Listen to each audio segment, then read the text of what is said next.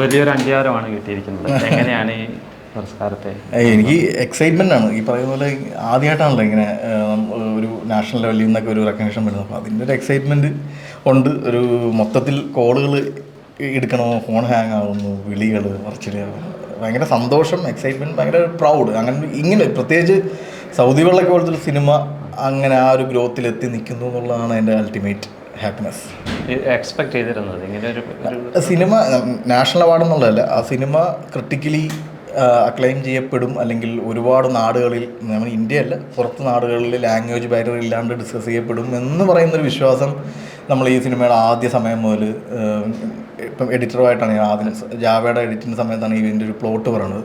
അപ്പം പറഞ്ഞത് യൂണിവേഴ്സൽ കോൺസെപ്റ്റാണ്, ഇത് എവിടെയും ഡിസ്കസ് ചെയ്യപ്പെടും എന്ന് പറയുന്നത്. അപ്പം അന്നു മുതൽ ഈ സിനിമ കിട്ടുന്ന ഓരോ അക്സെപ്റ്റൻസും അംഗീകാരങ്ങളും ന്യൂയോർക്ക് ഇന്ത്യൻ ഫിലിം ഫെസ്റ്റിവലിലെ മികച്ച സിനിമ ആയപ്പോഴൊക്കെ ഇപ്പോഴാണ് അതിൻ്റെ ഒരു വാല്യൂ ഉണ്ട്. നമുക്ക് തോന്നിയ ഏതോ ഒരു സമയത്ത് ദൈവം നമ്മുടെ തലയിൽ തോന്നിച്ചൊരു ചിന്ത യൂണിവേഴ്സലി അക്സെപ്റ്റ് ചെയ്യുന്നു എന്ന് പറയുന്നത് എനിക്ക് തോന്നുന്ന ആ സമയത്തിനാണ്.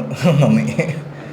ഇതൊരു മികച്ച ചിത്രമാണ്. അപ്പോൾ ഒരു ഗ്രൂപ്പ് അല്ല, ഒരു ടീമിൻ്റെ ഒരു ഉറപ്പാണ്. ഞാൻ ഗ്രൂപ്പ് കംപ്ലീറ്റ്ലി ഒരു ടീം വർക്കാണ്. അങ്ങനെ നിസ്സാരമായിട്ട് ഉണ്ടാക്കിയെടുക്കാവുന്ന ഒരു ഫോർമുലല്ല ഈ സിനിമയുടെ.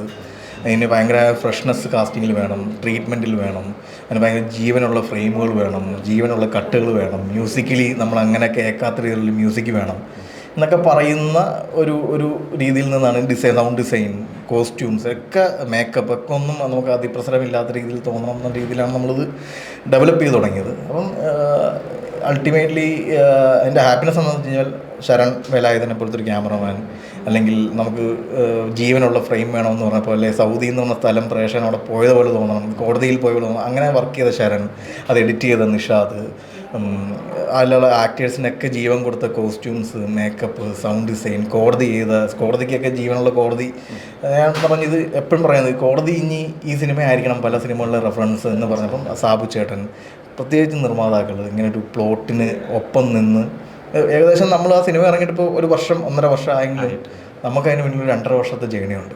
അപ്പം നിങ്ങൾ കാണുന്നതിന് മുന്നേ ആ 2.5 വർഷത്തെ ജേണിക്ക് പിന്നാലെ എനിക്കൊപ്പം ഉണ്ടായിരുന്ന പ്രൊഡ്യൂസേഴ്സ്, ആക്ടേഴ്സ്, അതൊരു ഫാമിലി പോലെയൊക്കെ ആയിരുന്നു. അപ്പം കൂടെ നിന്നവരുണ്ട്, പിണങ്ങിപ്പോയവരുണ്ട്, അല്ലെങ്കിൽ ചേർത്ത് നിർത്തിയവരുണ്ട്, അല്ലെങ്കിൽ എന്താ പറയുക, നമ്മുടെ ആ സിനിമയുടെ സ്ക്രീനിൽ കാണാൻ പറ്റാണ്ട് മരിച്ചു പോയിട്ടുള്ള കുറച്ച് ജീവനുള്ള കലാകാരന്മാരുണ്ട്. അവർക്കൊക്കെ വേണ്ടി ഈ സിനിമ സമർപ്പിക്കുന്നു. Thank you.